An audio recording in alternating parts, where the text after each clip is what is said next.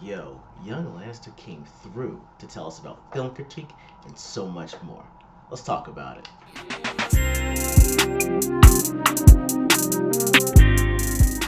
All right, everyone, you got Left Eye Ego here, and continuing our series on bringing in people from the network. I am joined by the amazing, the brilliant, the very focused, the cinephile, known as Young Lannister. Sir, how are we doing? I'm doing great, man. Thanks for having me on. I All appreciate right. it. All right. Trying to get this man on for a while now. I know that I will watch a film and review it from what I see, but we truly brought on a master cinephile, and that's why I wanted to bring him on. I know that moving further, movies that we do see or review, I'm actually going to want his input and bring him on because this man's process is just astounding. The way that young Lannister and I know each other is actually through Justin Ice. Yeah. Pretty much everyone that I'm bringing on the network is either someone that I know through Justin Ice that and he introduced me to. So, just now I was like, yo, I got this guy, Young Lannister, check him out. And I'll be like, this guy is so about watching these movies. And he would have me watching the most obscure movies I'd ever heard of. I remember we watched Three Billboards once Out of in a Ebbings, Missouri. That's such a good movie. we watched Three Billboards in downtown Philly at like what theater was that again? It was Dude, I don't know. It it was was like some it, small it theater, was a and it was like, small it a was late. It small was cold, bro. I it was remember. late. It was cold. I couldn't really see all that well. We went. It was downtown in Old City in Philadelphia. It was this Yep. old school movie theater. I think one of the guys took our tickets looked like a bellhop. I mean, it was that old school. But I've seen Three Billboards of this man, and he's the only reason I went to go see Black Panther, the first one. And I have to talk to him about that one. I'm still mad he made me do that. It was the most irritating thing ever to You know, watch. I yeah, we'll talk about it. Oh, we're gonna have to I talk got some about it. thoughts about it. Yeah. Right. That's fine. We'll get into it because I'll ask you a question that's gonna sound like that, and I'll let you go off on that one. So Okay. Okay. that's the backstory. That's how we know each other. Yolanda and I also went to the same professional school, so that's also where we know each other from as well. So we've been in contact ever since. I was at this man's wedding. It was beautiful. It was a lot of fun. I got to wear a fantastic This man clothing to danced his it. It pants was off. awesome. It was just pretty Unbelievable fun. dancing. It was just pretty fun. Like y'all think Make Way for Prince Ali from Aladdin was dope. Y'all gotta check this man's video out from his wedding. It was awesome. And Disney ain't got nothing on this You man's gotta wedding. check out Mr. Left Eye Ego's dance moves, man. This dude was Hey man, leading the show, and it was just it, unbelievable. it was a lot of fun. It was a lot of fun. All right, we'll get y'all back to that. Okay, so what even got you into wanting to watch movies, yet alone review them? Man, I guess like I grew up like loving film and loving movies. Like I used to keep like a little journal of movies that I liked, and I'm like, I'm gonna like create this massive library of films one day, and hopefully make my own someday. And I think that passion started very young. I think I started going to the movies behind sneaking into movies at probably like 8 or 9 years old. And then my friends started working at the movies, and so I didn't have to sneak in. They just let me in. And then we would stay in. We would stay at like a whole day, just theater hopping, watching 4 or 5 films in a day. And I mean, granted, it was not great for our health and hygiene, but I mean, we were like high schoolers, we were really just trying to get out there and wanting to watch movies because that's what we love to do. And so then, I don't know, I feel like it continued to grow. And I was always that guy in high school. And it's like, Okay. hey, does anyone have a movie recommendation? I'm like, yo, I got you, bro. Go watch City of God 2010, Yeah. in 2010, but the movie's from 2004 or 2002, I believe. But Early. it's like this Yeah. Brazilian film. And I'm like, it's fucking fantastic. You need to It's watch it. amazing. Yeah. You know, or it's like anything. Oh, you need to go culture yourself. Go watch The Godfather Part 1 and 2. Fuck 3. You don't need to watch that. So Fair. I started off very early. I was like 15, 16 years old, and then when I got to college, I was like, let's take some film classes. Why not?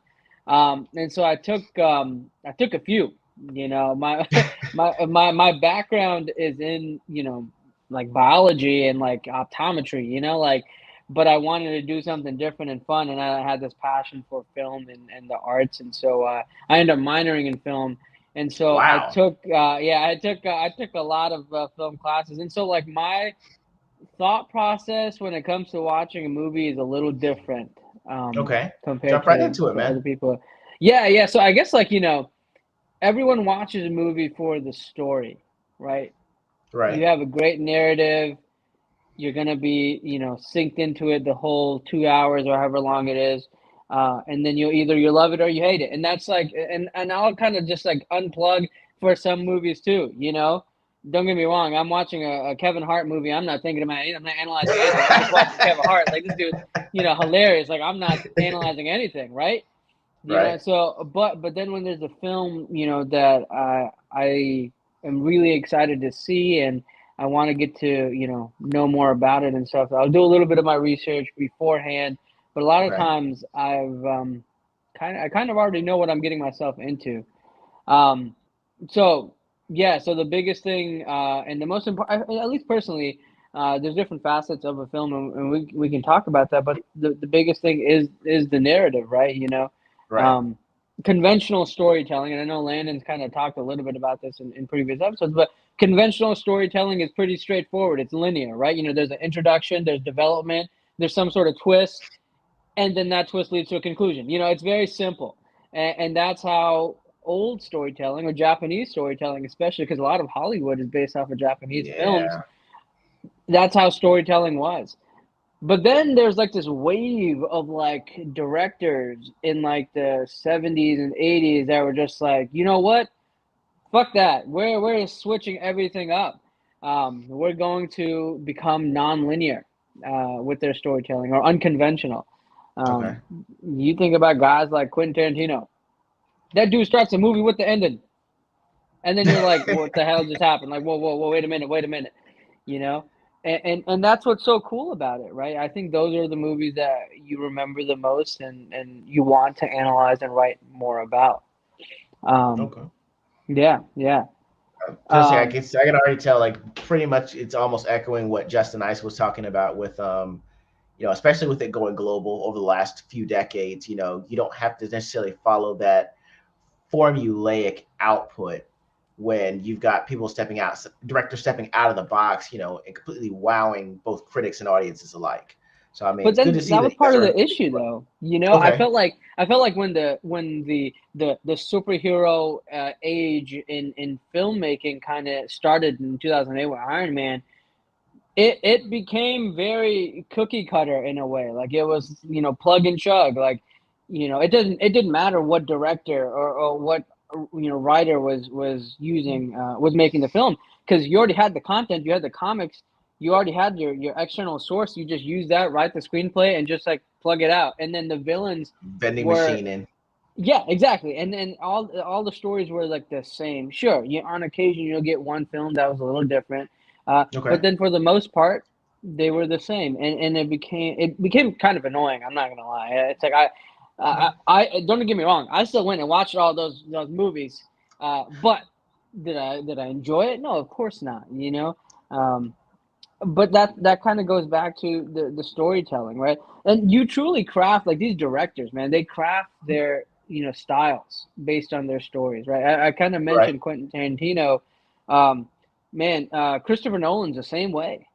Dude Yeah. doesn't tell, he doesn't like telling movies in a linear pattern. One Not thing at that he all. does a lot, he does a lot of cross cutting. I don't know if you remember this from Dark Knight, What but is what is cross cutting? Because so cross cutting. I am a basic bitch cinephile.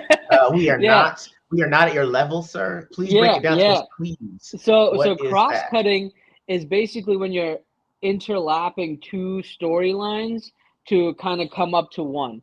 So in the Dark Knight and in the Dark Knight Rises, two separate movies, two different Okay. villains, right? You got Bane and you got Joker. Right. He would always tell their stories or their perspective first, leading up to their meeting with the Batman.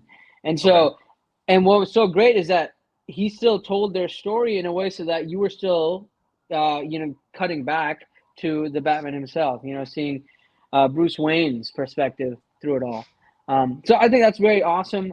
Cross cutting is something that a lot of people do in even in TV shows. You think of like Game of Thrones. Game of Thrones was all cross cutting, and that's because Oh, that jumping from one story to one story, you're constantly switching back and forth to all kind of come into one. With Game of Thrones, it was different because there were multiple storylines running into completely different parts of the show. But with movies, you got one movie, you got one plot. You're cross cutting different stories into one. And so okay. you Is have that to what? kind of So bring together. that's what you would see like when you watch a soap opera. Is that kind of like what cross cutting is? Would you consider that, Maybe, or just is it too minor to call it a cross yeah, cut? I wouldn't call it there. Um, Okay.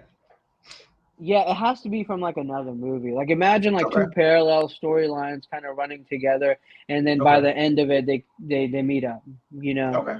All right. um, So I think the main thing is when you are reviewing movies, how do you decide which elements of a movie are important to you?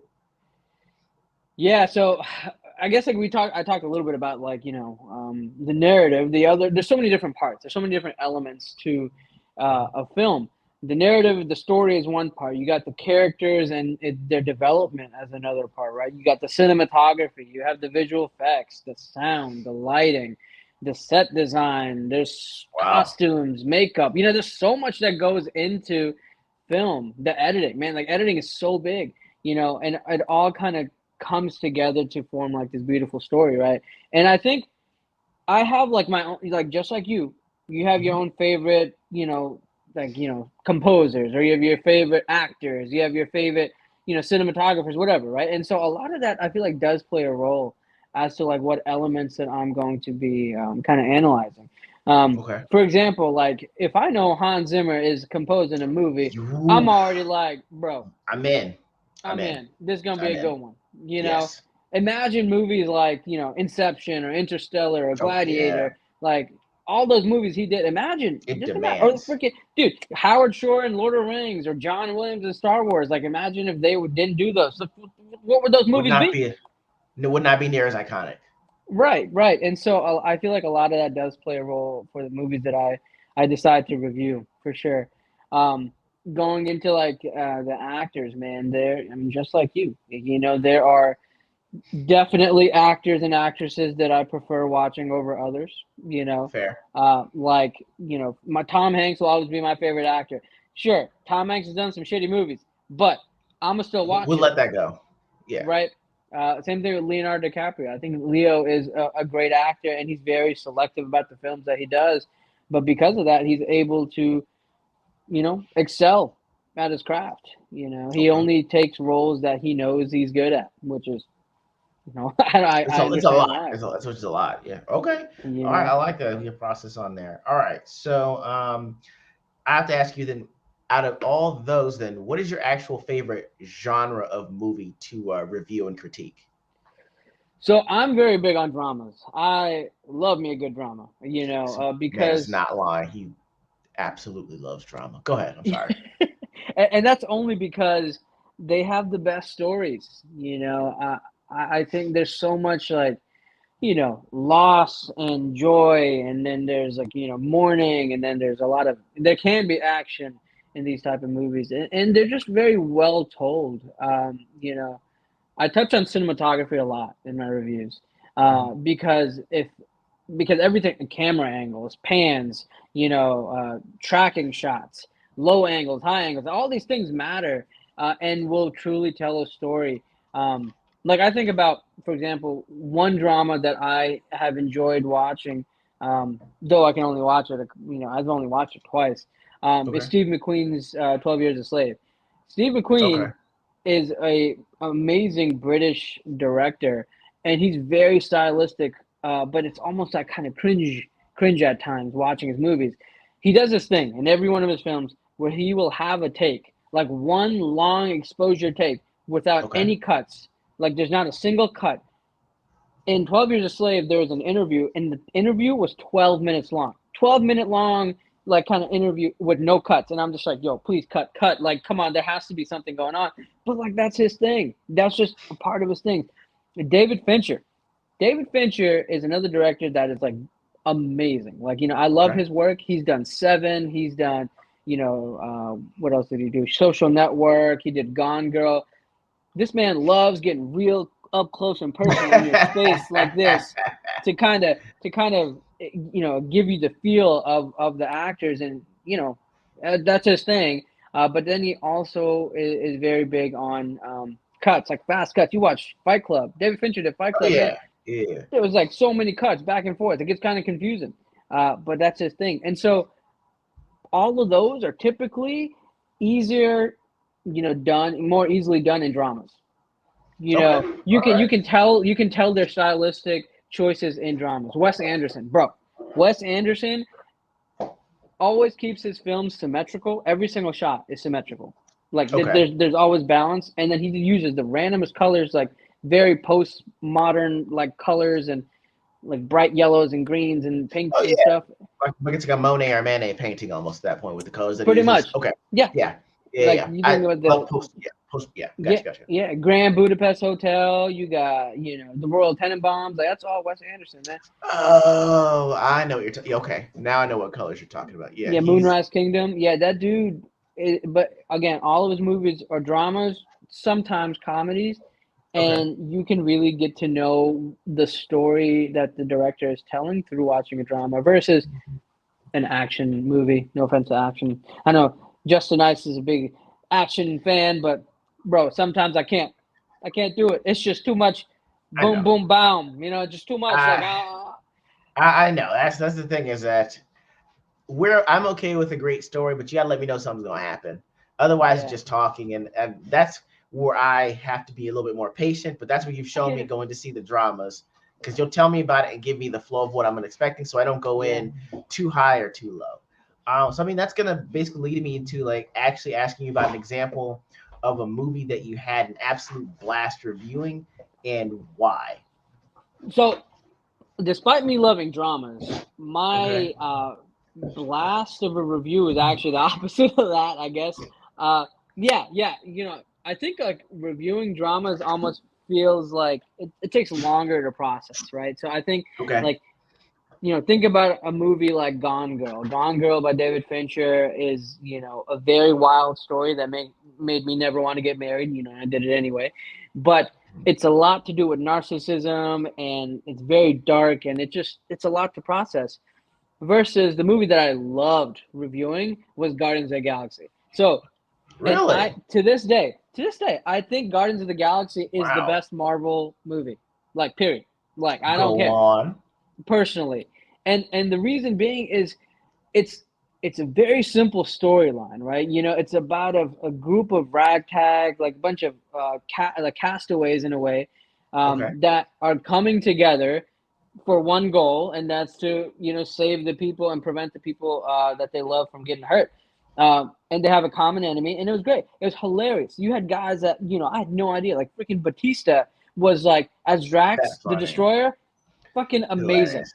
I Hilarious. love him, and like that whole series, like I am fully invested in them. And James Gunn, who directed it and wrote the screenplay, like that dude's freaking awesome. The way that he told the story. We talked a little bit about the formula that some of these Marvel movies, kind of did. He broke that. It was not Yeah, a he did. typical Oh yeah. formula, and they really brought comedy into the mix. Right. And I loved writing that review.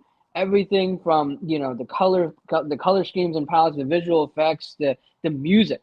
Oh, dude, he Yeah. embedded Michael Jackson and little baby Groot dancing. Yo, I'm in. I'm in. I loved it.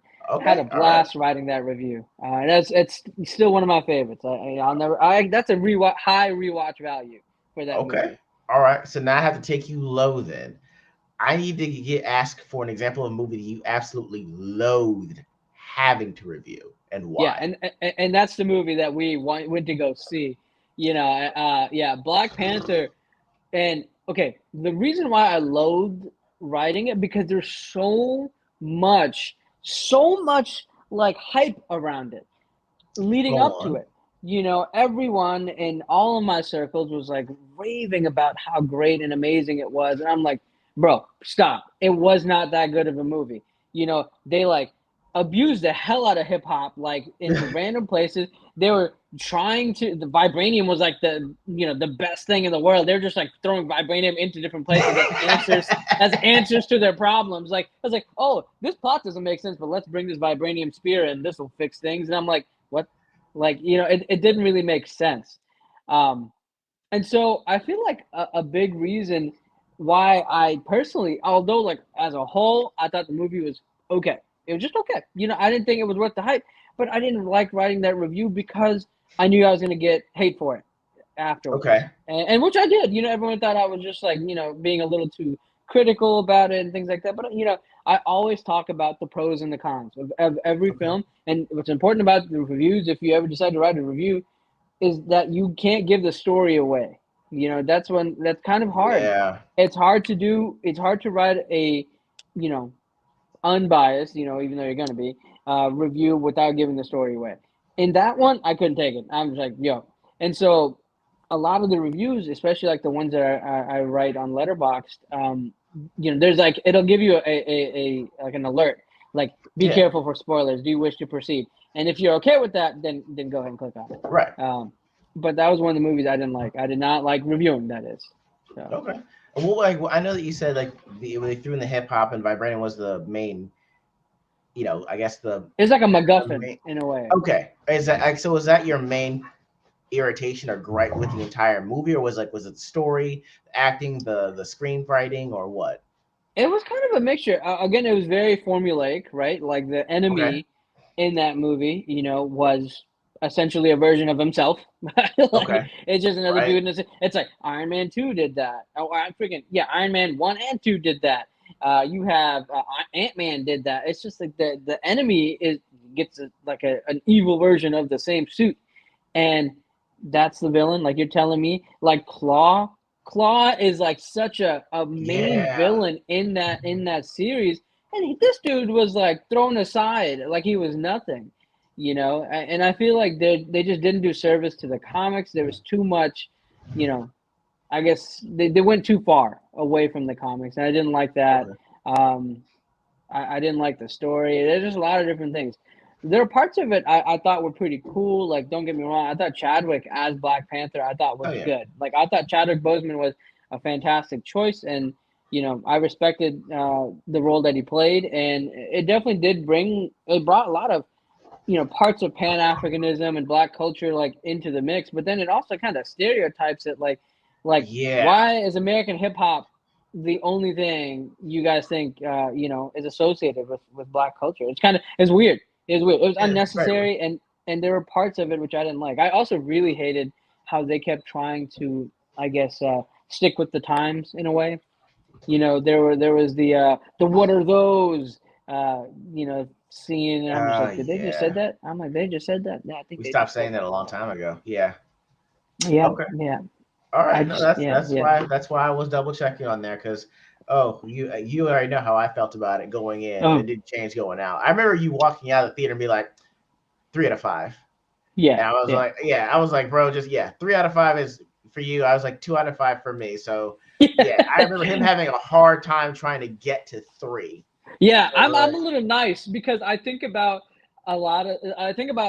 the amount of work that kind of goes into these films, and sometimes as like a reviewer, I'm like, shit, imagine reading this review. Imagine like you made the film and then someone wrote a review about the film. You're just like, they're discrediting all that hard work.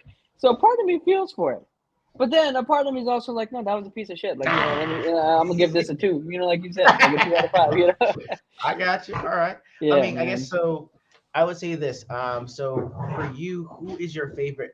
I know you said Tom Hanks is your favorite actor, and Leonardo DiCaprio is also. Who is your favorite director? And I guess Oh, easy. on top of that, if you could say your dream director actor pairing, what would it be, or what would it look like? So favorite director is Martin Scorsese. I Oh yeah. love Martin Scorsese. The reason why I like Martin Scorsese the most is that his way of storytelling is tends to be pretty linear, which I kind of like. Like I'm like, okay, I'm not like no offense to Christopher Nolan, but watching like Inception or watching what's that movie? Prestige. Watching Prestige, it kind of goes all over the place. Oh Or yeah. Memento. Like there's so many like I'm like confused. With Martin Scorsese, I'm like, all right, we got a gangster film. You know, it's like a mobster film, and the story is always there's always like some sort of um like voice, like a narrator throughout the film, and I Okay. love that. It's so fun watching a movie like that. But the biggest reason why I like him though is that he's very true to his roots. Martin Okay. Scorsese grew up in, he's an Italian guy that grew up in New York, and he films all of his stuff in New Oh. York. And so he bases a lot of what he uses in his film just from his own experiences and culture. And it's like he's telling his own like life within his Okay. movies. Minus, I mean, like, but then he adds like historical components of it. Like Gangs in New York was so much fun to watch, Yeah, right? it was great. Yeah. You know, and then he doesn't. Another thing that I can't stand, which is like a stylistic choice by all directors, and I get it, but certain movies, and this is the one thing I have against DC movies, and it's their use of slow mo. Tread They lightly, sir. they hey Tread they lightly. Go ahead. abuse slow mos, Mm, that's fair. and I That's can't fair. stand it sometimes. Like I'm like, bro, you know, Wonder Woman. This woman is literally flying at like, you know, she's like flying, okay, and it's Mhm. like the slowest flight I've seen in my life because of Oh how it's all in yeah. slow mo. I'm like, what is going on? What is this? This is just cringe, you know. There's just certain things that just don't need to be That's slowed Patty down. Jenkins, man. Blame Patty Jenkins for that. Okay, we didn't That's ask just for an that. example. I'm sure other films are like that. Other DC films. Dude, the original Wonder Woman was written by Zack Snyder and Yeah, Patty you're right. Jenkins, and like you can Yes. tell the departure when you watch '84. You're like, yo, what happened? Uh, you Yeah, yeah. link back up. This is not a very good look right now. All Yeah, right. yeah. And so, but that's one of the things, right? And so, Martin Scorsese, when he uses slow mo, he uses it to enhance the storytelling. And so, Okay. I love his stuff, man. I can watch his stuff, but he's old. He's like 80 years old now, and Yeah, the last movie he made was like The Irishman, which is very good. It's just pretty good. super long, but it's good stuff. So he's my Okay. favorite. And then I guess pairing. Yeah. That's a tough one, I'm not gonna lie because there's so many talented actors and directors out there that are probably already being paired together. True. I mean, Um, even or what? So, what was a dream pairing that you saw? Then, if you can't think of one off the bat. well, I guess like the easy answer would be like the mixture of all three of the guys that I kind of talked about, like you know Martin Scorsese, Tom Hanks, and Leonardo DiCaprio. Like they're all in Catch Me If You Can. That was like 2002. That was good. Yes. That was actually I don't even know. Martin Scorsese may not have directed that film, but DiCaprio and Tom Hanks were together, and I like that pairing. But you know, it's an ensemble cast are so refreshing because you start seeing people that may not necessarily have a big role in other films, and now all of a sudden they pop into um, a newer film, and they end up being really fun to watch. Like Dune is an example of that. Oh Uh, yeah, that was yeah, beautiful. so, Yeah. so Dune had an ensemble cast and that was directed by Denis Villeneuve, and that dude's amazing with the Okay. sci-fi work, and his work with Timothy Chalamet, Zendaya, you had Domhnall Gleeson, you had Batista, no, not Batista, Jason Momoa in that. Like it was just fantastic. Um, it's hard, man. I can't definitively give you like a dream pairing, Okay. because there's just so many to name. It's hard, Okay. man. I can't No do it. problem. I double checked. Catch Me If You Can was actually Steven Spielberg. Steven Spielberg. Oh, okay, Okay. yeah, there you go. Yeah. Yeah, Yeah. well, of Yeah. course. So, all right. Well, then, I mean, if we're doing it on my end, then I would say I have two favorite directors, James Wan and goodness gracious, who is the other director? Zack Snyder, right? Okay, For specific, very specific reasons. sure, Uh, sure. for James Wan, I actually really love horror. That's my favorite genre of movie to watch. I couldn't Okay. watch that stuff when I was single because I got to go back home and turn on the lights off, and that ain't no It's way to scary. live. Dude, Exactly. it's scary. Not gonna lie, I'm punk ass. All right. If I watch a scary movie without my wife, we sleep with all the lights on later on. Okay. But yeah, I love James Wan being able to tell us is able to tell an actual intelligent story. Like the whole Conjuring series, I really like that because he I was agree. coming I at it agree. from, hey, it's not just these jump scares. It's, hey, we need to find out why they're happening because it's only happening to one particular family or one particular Yep. person.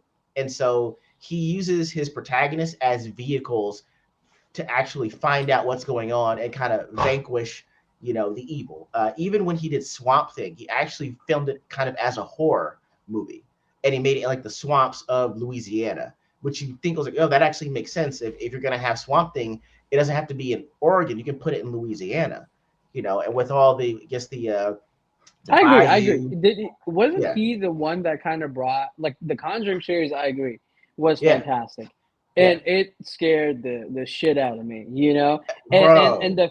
the fact that it was like true stories, bro, Yeah, even right. I worse, mean, he did a good, even right. worse. I mean, he actually tells really great, intelligent stories. And the weird thing is it's not often that you see directors that are able to successfully direct different multiple genres. So when he jumped into action adventure with Aquaman, everyone was like, I don't know how this is gonna work. And then we didn't even really see any real marketing for it. And then when you actually watch it, you're like, wow, he really brought what you feel Atlantis would be like. He kind of brought that to life for me. I know you got some. What you got? What you got? I'm saying the only flaw that I have Okay. with James Wan is his Fast and Furious movies, bro. Like he did Which one? Furious. Which one did I he think he do? did Furious 7 or something, bro. I gotta look it up. He definitely did the Fast and Furious movie or one of them, and that movie I did not like. He did Furious 7 in 2015. He did Furious 7, um, and then Oh, the that rest. one. I Okay, think. that's Go the ahead. Go ahead, one. go ahead. That's the one thing, dude. That's the one where I'm like, I don't know, man. Like, you're It, kind of tarnishing your legacy out here, bro. it was the Paul Walker send off movie. So I It think I was. thought It he got a was. lot of grace in making it. Yes. That I think you're working with grace points. And hey, what am I really expecting from the guy that did The Conjuring? So it's like you kind of outperformed expectations, but I think they were considerably low.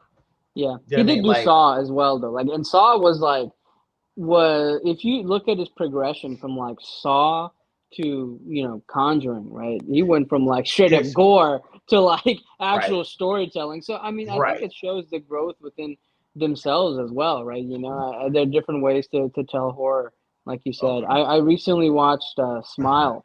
Um, bro. What did you did think? you watch Smile? Bro, I did a review on. You got to check the channel, man, because I know that it's actually based on a short story. I think it was just It like is. It is based something on a someone short has, story, and but I was I like, haven't felt. filled out. Go ahead. Yeah, yeah, I haven't felt that uncomfortable watching a movie in the theaters in a while. The last Right. movie that made me feel that way was Hereditary. And Okay. Hereditary was I don't remember what year it It came was like out, but maybe 3 or 4 years ago, I think, yeah, it maybe. wasn't that old. But that movie is a movie I will never watch again in my life. And Hereditary. Smile, yeah, yeah. Okay. It All it right. was that bad. I did not like it. But and the thing is, like, I understand. Like, I enjoy horror if the story is good, right? Right. Right. But with Smile, dude, Smile was just creepy. It was just Yes, creepy as hell, and bro. everything about it. Like, I'm just like on the edge of my seat, just like, Bro. is something coming? Is something coming? Like, I don't know. Bro. I had the closed captioning device, and it was fucking me up because Yeah, I was reading that scene. No, that's not funny, bro. Because I'm reading that scene where she's playing it back and yeah, listening to the yeah, laptop. You can't hear her, right? You know, yeah. You can't, you she was can't. Yeah, calling the lady's name. I'm yeah, reading. I'm like, who the fuck? I'm like, bitch, she's calling your name. Bitch, she said your name. Look, look, look. And then she was right there on the camera. I'm throwing up the hands, bro. I almost yeah. knocked over the closed captioning Yeah, device. nah, It, nah, yeah, man. Yeah, that's what. I was a hot mess watching that movie. Where I was just like, I don't want to watch it anymore. I'm gonna just, can I go out? Can I Bro. leave? Like, And please, can I that's leave? that's why I was like, the black dude in prison had the only real reaction that I was waiting for. He was like, wait, wait, wait, wait, wait, wait. Why You are were you telling me here? it was falling. No, no. You Yeah, brought it yeah, here. I yeah. gotta wait for it. Ah, No, I yeah, already, I already did what I needed to do to get rid of it. Why would you bring it back bro. here? Yeah, But yeah, yeah, it was. That's what I mean. It's we can tell an intelligent story that happens to be scary, it actually takes up another notch for me as opposed to just your classic slasher or horror film. Yeah, yeah, you're right. But I would say that the other director, it's not necessarily Zack Snyder. I only say Zack Snyder because he actually understands art and art history. So when True, you I look at agree. his movies like 300, 300, yeah. or even his Justice League, he will take elements from different paintings from the past and put them as a cinematic shot. So it's an actual scene, but if you make it a still and you bring it over, you're like, oh, I see where he got this painting. I see where his influences are. And I like that Greco-Roman art style. I like his interpretation of, the gods, for lack of a better term, But that's kind of where it stops for me with Zack Snyder. When it comes to an actual movie with plot, if you're gonna make it a drama, at least make it fast paced for me. So I love Guy Ritchie. So Oh, I agree. Guy Ritchie's yeah, fun. yeah, like Lock, Lock, Stock, and Stock, yes, Two Smoking Square, Barrels. Yeah, yeah, woo, that's a good one. Snatch. Snatch. Woo. What you call it? What was the other one? He did the King Arthur movie, which was great. Didn't he do? What Did else? he do Sherlock Holmes? Did he do Sherlock Holmes? Yes, The he did Robert both Downey. Sherlock Holmes movies. Bro, Right. So fantastic movies. he makes the Hans Zimmer talking. composed those movies too, bro. See, winning combo. That's my winning combo. Like Yeah, he yeah. does great with actually telling you the story while they're making the plan. I know that other directors or screenwriters will do that, but the way his does is like they'll talk about the plan. They'll be like, well, what if da da da da happens? And then they'll show them getting It's caught. And true. they're like, well, hey, well, if we do this, then we don't get caught. And they're like, okay, let's do it. But they're already actually done it. And you're like, oh Yeah, wow, that was a great interaction. I like the fact that he's very highbrow and witty. So yeah. I really enjoy when he has Charlie Hunnam do Oh, I the love Charlie dialogue. Hunnam. Yeah, Yeah, so for King me, Arthur was actually really great for that reason, because of him. right, Like, I enjoy that yes, movie because of Charlie Hunnam. Like, right. dude's So fantastic. I really like that pairing because I think Charlie Hunnam gets Guy Ritchie style without having to change too much of the way that he acts. And Yeah. so, when I saw what was that movie? It had Matthew McConaughey, Charlie Hunnam was in it. It was about him being an American in London with the weed game. Oh Was my that King? Is goodness! that a Kingsman movie or no? It wasn't a Kingsman It was like movie. I'm Secret trying to think. Service. It was like a Secret Service type. But it's. I think it was part of the like the cast of not cast, but No, like it was it was the part of that gentleman. same line. The The Gentleman, yeah. gentleman. Yeah, the Wasn't gentleman. it? Wasn't it supposed to be like a subset of like the Kingsman film or No, something? no, no. It was Oh, a completely really? separate movie. It was just Is it about like okay? being. It was like Matthew McConaughey's in the Wii game. He's trying to get out, Yeah, yeah, and they're trying to set up a deal to sell it. And Charlie Hunnam basically plays his much muscle, which you don't think is, the best choice for him. But it's he carries himself like the British version of Jax Teller, but he's like yeah. dressed to the nines. Got the slick back hair. He's smooth with it. So, if Guy Ritchie ever decided to do kind of like another mobster movie or a British mobster movie, I know Peaky Blinders is the one that everyone loves, but I Yeah. would like to see another British version of that with Charlie Hunnam in the lead role. I know he's doing something on I Guy on the feel like Run, but has he played a Viking before? I feel like he'd be a great Viking. whoa, let me see if we've got I feel that. like he may have had a role as like a Viking at some point. You know, like I don't know why. I'm trying to. Charlie Hunnam. I don't see any on there, but they're saying that Travis Fimmel from Viking looks like Charlie Hunnam. So I think they're Yo, saying but he's like discount Charlie Hunnam, yeah, but Hunnam. I Yeah, yeah. Hunnam. Who's We've been his saying the name? wrong Yeah, thing. We yeah. say The old that everything. one. Yeah, Hey man, Charlie Hyundai, Charlie Charlie Hunnam. Hummer, Yeah, Charlie Hunnam. Yeah, yeah, Charlie Hunnam. Yeah, actually that's a really good. If he did a movie with him as a Viking, I'd watch that. Like yeah. he would Absolutely. I totally thought he sell would that be for me. so good with it, like the long hair, get like some of the paint on his face, get an axe. This dude, imagine doing King Arthur, but like with Vikings, like the fast Right. paced action. That would be amazing. I would Okay. love to see Yeah. that. And I'm sorry, man. Last one I like is Robert Eggers because he did the Northman and the Witch.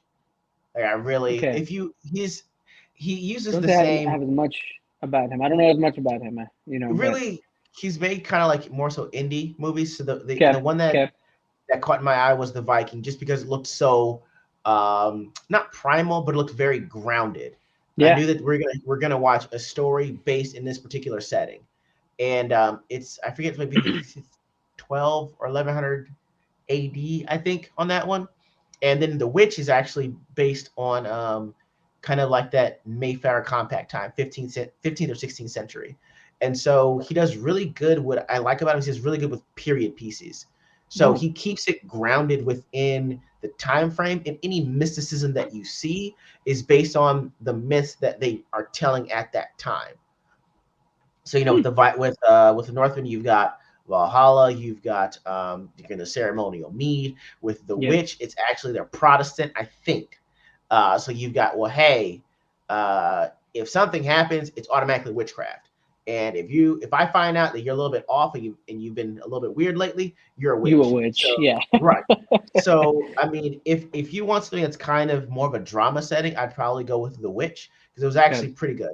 The last 2 minutes I can kind of deal without, but up until that 2 minutes, it was actually a really good story to build this tension. You didn't know who was telling the truth, or whether this was actually some other thing going on. But he did a really good job, um, kind of explaining that, given the lore with the mysticism at that time. So I mean, if Well, you ever that's kind need, of like, and that kind of goes along with what Martin Scorsese does with a lot of his actors, right? He doesn't have like a true protagonist or a true antagonist role. Like, even from like an antagonist perspective, like he still makes them feel like they're human. Like, right, he's showing them their perspective. And that's right. something I like about his style. But a lot of directors and a lot of, I'm sure like, Roger, you said Roger or Robert? I think it's let me double check it out Robert here. Egger? Yeah, Robert Eggers. Yeah, Yeah, I'm sure he does something like that too with his stuff. he does. Um, Yeah. there's just a lot of really good content that's coming. There's newer ways of telling stories that are coming out. I asked you earlier like who your favorite storyteller is, and my favorite storyteller, for a lot of people is Hayao Miyazaki, and Hayao Okay. Miyazaki, Japanese director, for Studio Ghibli. He has kind of revolutionized the way that we tell stories because he was the first Really? guy. Yeah, and he was the first guy to be like, hey, listen, like, it's not about, this linear pattern anymore. It's more about telling your life, your perspective, and bringing like roles, like, bringing like core values into the mix, such as family, such as like, love and compassion for your arts. Like, this dude loved he grew up in a time where planes, like, planes were becoming more and more developed, and so he grew up being fascinated by planes. And so now every Okay. single Hayao Miyazaki film you see, there's always going to be something about airplanes, and that's just his thing, right? Mhm. He just The way he told stories were always so interesting. You watch movies like Howl's Moving Castle, or you watch Princess Mononoke, or Spirited Yeah, Away. Like, these yeah. animated films, like, they were very weird, but also unbelievable stories. Um, we talked a little bit about horror, man. You gotta look into Mike Flanagan. Mike Okay. Flanagan is a phenomenal horror storyteller that is Okay. being underlooked. But I don't know if you ever watched A Haunting of Hill House on Netflix. I think I was it a show or is it a It was movie? a show. It was a show. I didn't. Was it that good? Because everyone's been telling me Haunting of about Hill it. House was a phenomenal show. And it was one Okay. of the best horror series I've ever seen. And Okay. he's done Well, a lot of others, say no more, fam. Say no more. He's done a lot of others, but I'm telling you, but the way that he told that story has kind of sparked that new wave of, telling horror stories as well. Um, Okay. yeah, there's Okay. just a lot, man. And to Okay. kind of put things into perspective, like writing reviews, man. I do it because I have fun doing it, Okay. right? And I write reviews for the movies that I typically enjoyed or someone else has asked about it, right? Okay. If there's a All right. lot of, for example, the Amazing Spider-Man film that came out, right? There was a lot of talk about it, a lot of buzz, man. You got the Peter Parkers all in one movie, and it's a lot of fun to watch, and I decided to write about that. So I think to answer your this long-winded this answer for your question is, you know, I like writing reviews because it makes me feel good. You know, Okay. no one asked me to do it. There's no particular rhyme or reason as to why. Although I love it and I'm passionate about it, there have been plenty of people in the past that are just like, "Who made you the expert?" And I'm like, Nobody. I don't care what you Shit, think. man. Take it from ego. Say me. You should be Yeah, like it's me. me. Right. And it's just, I'm like, hey, listen, I'm writing these reviews because I enjoy doing it. If you want to read it and you want to take something out of it, that's on you. Okay. All right, man. Well, I would say, I guess, kind of closing things out a little bit, but what is the next movie that you plan on doing one of your full reviews for? Man, there's a lot of movies that are coming up, that I'm very interested in looking into. I haven't seen, Black Adam. I haven't seen Black Panther. I'm looking forward to Avatar. Okay. It's been like 2009, I think, was the last one, and so I'm looking forward to that. There's a lot of those films that I really want to watch and hopefully review as well. You know, I think just getting the time to get out to the theater and watching it is something I just got to do. Okay. All right. Well, hey, next movie that you review and that you finish, let me know. We'll have to bring you back on and get Yeah, our man. resident film critic on. I need the most important question I need to ask you is when are you gonna write your own your own movie, man? When are you gonna write your own? Yeah, my own screenplay, man. There's so many times where like throughout the day where I'll just be like, having a cup of coffee, and I'm just like, damn, this would be a cool idea, or damn, this would be a good concept. I think it's just a matter of writing it down. It's hard because the way that you write, the way that scripts are written, you write a draft, however long you want, and then it gets sent to a company, like a production company. You pitch it, right? If the Right. company likes your work, then they're gonna try to buy it off of you, keep you on, but they're gonna essentially buy the script off you, and then they're gonna make their own edits. Okay. So it's hard finding a company that is like, hey, we like it as is. We're not going to make any changes to it. Not many people are going to have that luck these days, right? Okay. You look, unless it's an independent, like, film company. You go to any of these large ones, they're going to spin it their own way. And they're like, oh, it's a good idea. Let's make it our own. Goodwill Hunting, right? Goodwill Yeah. Hunting is what put Matt Damon and Ben Affleck on the map. Right. Those two guys came up with this story. Two dudes from Boston came up with this story and pitched it. And some guy was like, you know what?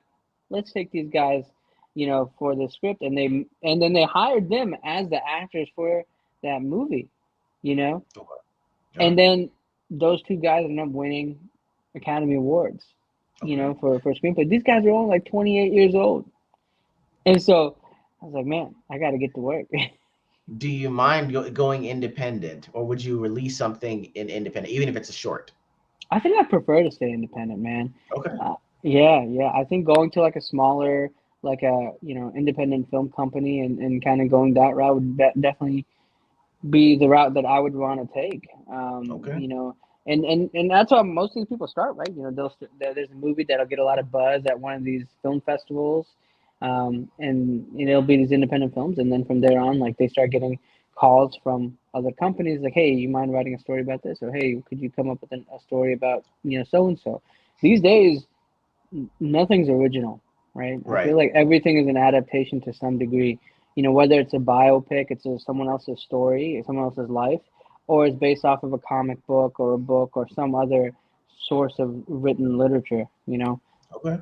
I don't think anything's original these days, and I feel like finding that is going to be hard. Okay. And everybody is, including myself, is trying to come up with the next original idea or concept. So Okay. it's just going to take time, man. I don't know. Okay. I don't know when it's going to come out. Okay. Even though I'm ego, I humbly request, okay, that when you actually get this thing going and you've got Young Lannista Productions, okay, and you make your first big budget movie, if you want to base off my life, I'll draft you my life rights, okay? I might Hey, ask. Go ahead. no, I say, hey, you'll be the main character to that first screenplay. Okay, that is fair. If I cannot play myself, all I ask is that we have Kevin Hart play me, or someone of a Kevin Hart type stature. Okay, and then Justin I said that he'd request Terry Crews to play himself as well. Those are that we just have to put that out there to let you know. Those are our Hey, preferred I think we actors. can make that work. I think that is a Okay, very easy request. Terry that's Crews, fair. I think we can afford him. Kevin Hart, hey, we're gonna try. We'll tell him, hey, get back to your roots of just actually doing, something a little bit independent. Get that street cred back. You know what I Yeah, mean? yeah. Go back to play. Go back to scary movies, man. Like go back to Exactly. that. Like, Remember where you came from, Simba. yeah, yeah.